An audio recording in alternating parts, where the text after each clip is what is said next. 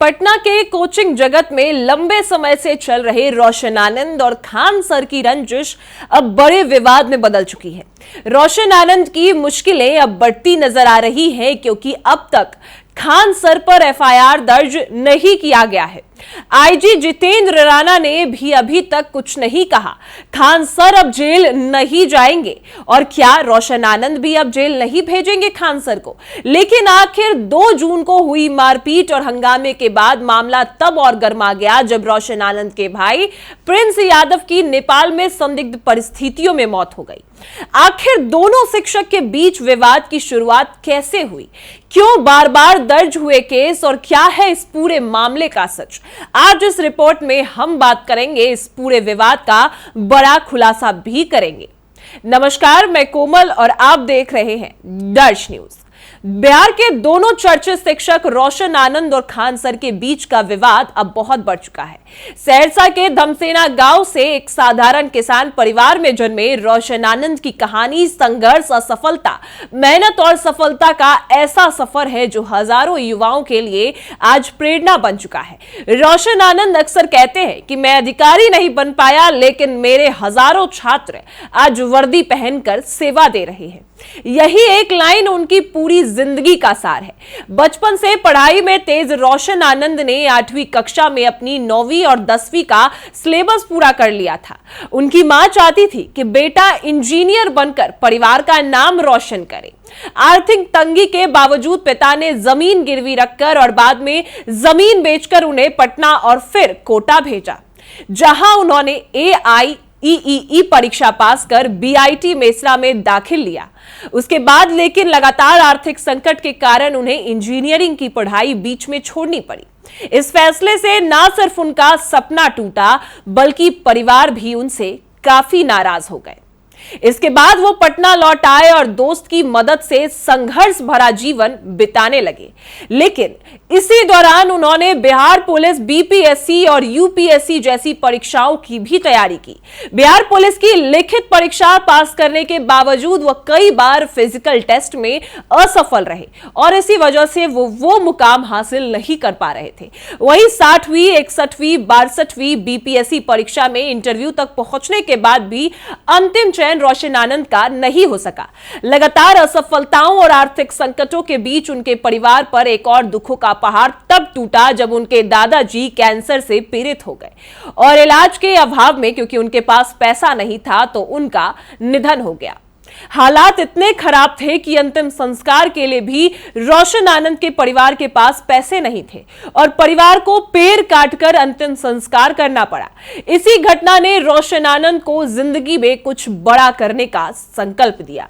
2013 से 2017 तक उन्होंने होम ट्यूशन पढ़ाया, लॉज और हॉस्टलों में छात्रों को गाइड किया और कई बार खाने के बदले पढ़ाया भी। धीरे धीरे उनके पढ़ाए छात्र सफल होने लगे और छात्रों की सलाह पर उन्होंने अपना कोचिंग संस्थान शुरू करने का भी फैसला कर लिया।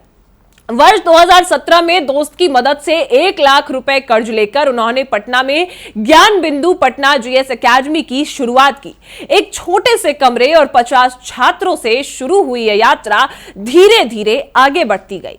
उनकी सरल भाषा और पढ़ाने में अनोखे अंदाज ने छात्रों को और आकर्षित किया और संस्थान तेजी से लोकप्रिय होने लगा, जिस तरीके से खान सर का था।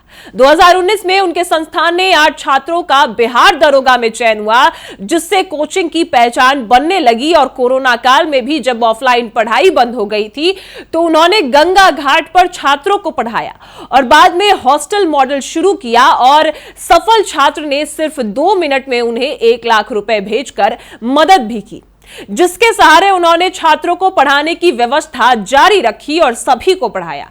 इसका नतीजा यह हुआ कि बड़ी संख्या में उनके छात्र बिहार पुलिस दरोगा भर्ती परीक्षाओं में सफल होने लगे। 2446 पदों वाली दरोगा भर्ती में उनके 100 से अधिक, 2213 पदों वाली भर्ती में 200 से अधिक और 1275 पदों वाली में 300 से अधिक छात्रों का चयन हो गया। इसी कारण ज्ञान बिंदु एकेडमी को दरोगा फैक्ट्री के नाम से भी पहचाना जाने लगा। हालांकि सफलता के साथ विवाद भी जुड़े। मुसल्लमपुर हाट में स्थित किसान कोल्ड स्टोरेज परिसर में उनकी कोचिंग और फैजल खान की कोचिंग साथ साथ संचालित होती थी। समय के साथ दोनों के बीच जो शोध है वो बढ़ी और कई बार विवादों ने कानूनी रूप भी लिया। 2019, 2021 और 2026 में खान सर की ओर से रोशन आनंद और उनके सहयोगियों के खिलाफ अलग अलग मामले में केस दर्ज कराए गए थे। वहीं 2 जून 2026 को पोस्टर हटाने के विवाद को लेकर दोनों पक्षों के स्टाफ के बीच मारपीट हुई, तोड़फोड़ हुआ और हंगामा हुआ, जिसमें दोनों पक्षों ने एक दूसरे पर आरोप लगाए। इस मामले में नामजद आरोपी रहे रोशन आनंद के छोटे भाई प्रिंस यादव नेपाल भागकर चले गए, जहां 13 जून 2026 को विराटनगर के एक होटल में संदिग्ध परिस्थिति में प्रिंस यादव की मौत हो गई। इसके बाद रोशन आनंद ने पुलिस को दिए आवेदन में आरोप लगाया कि उनके भाई की हत्या की साजिश के तहत ही की गई है और यह साजिश फैजल खान ने की है। इसके लिए उन्होंने फैजल खान समेत अन्य लोगों को जिम्मेदार ठहराया। आज रोशन आनंद बिहार के सबसे चर्चित शिक्षकों में गिने जाते हैं।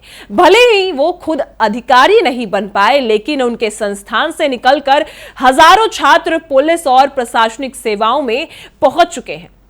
लेकिन आज उनकी कहानी इस बात का उदाहरण है कि असफलता कभी अंतिम मंजिल नहीं होती, बल्कि वही संघर्ष आगे चलकर किसी व्यक्ति को हजारों लोगों की सफलता का रास्ता दिखाने वाला बना सकती है। लेकिन आज रोशन आनंद जेल भी गए, विवाद के कारण, खान सर के एफआईआर के कारण। लेकिन जेल से बाहर आने के बाद जब वो एफआईआर करने पहुंचते हैं तो उनका एफआईआर दर्ज नहीं किया जाता। इतने सफलता, इतने असफलता के बाद जब वो इतने लोकप्रिय हुए तो आज उनका परिवार उसी मुकाम पर पहुंच चुका है जिस मुकाम पर पहले कभी हुआ करता था। और आज रोशन आनंद के साथ साथ पूरा परिवार भी बर्बाद हो चुका है और अभी तक ना एफआईआर दर्ज किया गया है, ना ही आईजी जितेंद्र राणा का कॉल आया है। क्योंकि एक तरफ रोशन आनंद का कहना था कि आईजी जितेंद्र राणा ने आश्वासन दिया कि कल दोपहर 12 बजे तक खान सर पर एफआईआर दर्ज होगा, तो दूसरी तरफ आईजी जितेंद्र राणा का कहना था कि हमने कोई कॉल ही नहीं किया। अब क्या रोशन आनंद कोर्ट का दरवाजा खटखटाएंगे या फिर इस मामले को रोशन आनंद और खान सर मिलकर सुलझा लेंगे? क्योंकि रोशन आनंद के परिवार उतने पैसे वाले नहीं, उतने रसूख वाले नहीं है। उन्होंने संघर्ष कर यहां तक पहुंचने की अपनी एक कहानी लिखी है और आज वो कहानी का अंत दिख रहा है, क्योंकि रोशन आनंद न्याय के लिए टूट चुके हैं। न्याय के लिए अब मांगते मांगते न्याय वो अब पूरी तरीके से उनका परिवार बर्बाद हो चुका है, यहां तक के भाई की भी मौत हो चुकी है। अब ऐसे में आगे क्या होगा? क्या रोशन आनंद अब खान सर को जेल नहीं भेजेंगे या फिर अपने संघर्ष की लड़ाई इसी तरीके से लड़ेंगे? अब आपकी इस पर क्या राय है वो हमें कमेंट में जरूर बताएं और देखते रहें दर्श न्यूज।